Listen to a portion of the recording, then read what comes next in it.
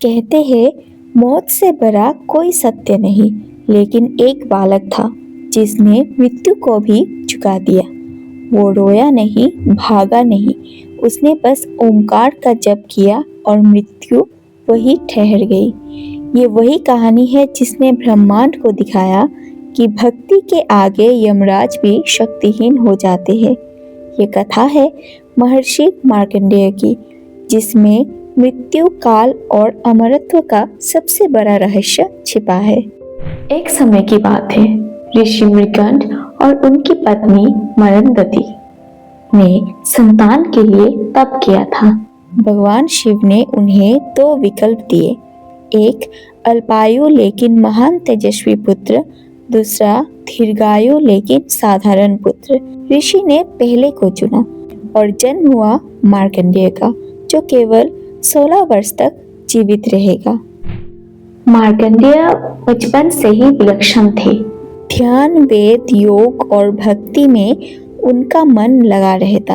उनकी आंखों में ऐसा प्रकाश था मानो भीतर ब्रह्मांड झिलमिला रहा हो। सब जानते थे ये बालक साधारण नहीं। जब उनका 16वां वर्ष हुआ तब यमराज को आदेश मिला, इस तेजस्वी बालक की आत्मा लाने का समय आ गया था। परंतु मार्कंडेय उस दिन भी शिव की पूजा में लीन थे। वे मृत्यु से नहीं, केवल शिव से जुड़े हुए थे। यमराज ने मंदिर के भीतर प्रवेश किया। उन्होंने अपने फंदे को उठाया, पर जैसे ही वो शिवलिंग पर पड़ा, पूरा मंदिर कांप उठा। मार्कंडेय शिवलिंग से लिपट गए और मृत्यु ठहर गई। शिवलिंग फटा और उस शिवलिंग से स्वयं महादेव प्रकट हुए। त्रिशूल से अग्नि उठी, डमरू की गूंज से ब्रह्मांड कांप गया। शिव बोले, हे यम, मेरे भक्त को छूने का साहस कैसे किया?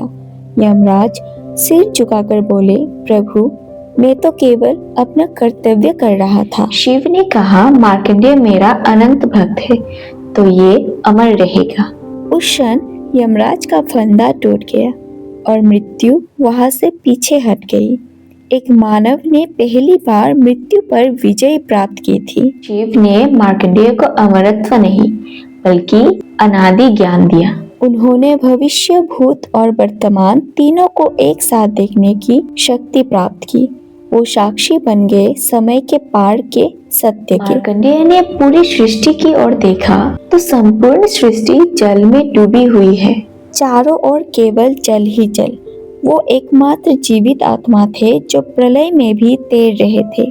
तभी उन्होंने देखा एक दिव्य बालक विष्णु रूप में पीपल के पत्ते पर लेटा मुस्कुरा रहा है। तब वो बालक मुस्कुराए और बोले, मार्कंडेय, तुम भय मत करो, ये सब मेरा ही विस्तार है। और उसी क्षण मार्कंडेय ने जाना, सृष्टि, प्रलय, जन्म और मृत्यु सब एक ही चक्र है जो नाथ और शिव से प्रारंभ होता है। मार्कंडेय पुराण में कुल 9000 श्लोक है, जिनमें देवियों की महिमा, काल, योग, धर्म और देवी महात्मा, गुर ज्ञान शामिल है। ये पुराण सिखाता है मृत्यु का अंत नहीं, बल्कि परिवर्तन है। जो शिव और शक्ति में एक हो जाता है वही अमर है। जो मृत्यु से डरे वो जीना भूल जाता है, और जो मृत्यु को समझ ले वो अमर हो जाता है। मार्कंडेय पुराण हमें यही सिखाता है कि भक्ति में वो शक्ति है जो समय और मृत्यु को भी रोक सकती है।